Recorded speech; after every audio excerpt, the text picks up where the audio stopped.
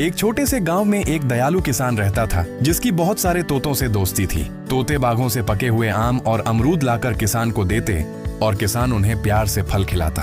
एक दिन पुलिस ने किसान को एक गलतफहमी में गिरफ्तार कर लिया। किसान जेल चला गया और तोते बहुत दुखी हो गए। अगली सुबह सारे तोते गांव की सड़क पर इकट्ठा हो गए। वे जोर जोर से आवाजें निकालने लगे जैसे कोई विरोध प्रदर्शन कर रहे हों। यह अनोखा दृश्य देखकर सब हैरान रह गए। पुलिस को अपनी गलती का एहसास हुआ और किसान को रिहा कर दिया गया। तोते खुशी से उड़ने लगे और किसान मुस्कुराता हुआ घर लौट आया। अब वे सब फिर से साथ रहते हैं, हंसी, दोस्ती और प्यार से भरी जिंदगी जी रहे हैं। लेकिन अफसोस, इतनी जबरदस्त कहानी के बाद भी किसी ने सब्सक्राइब नहीं किया। अब तोते YouTube पर भी प्रदर्शन करेंगे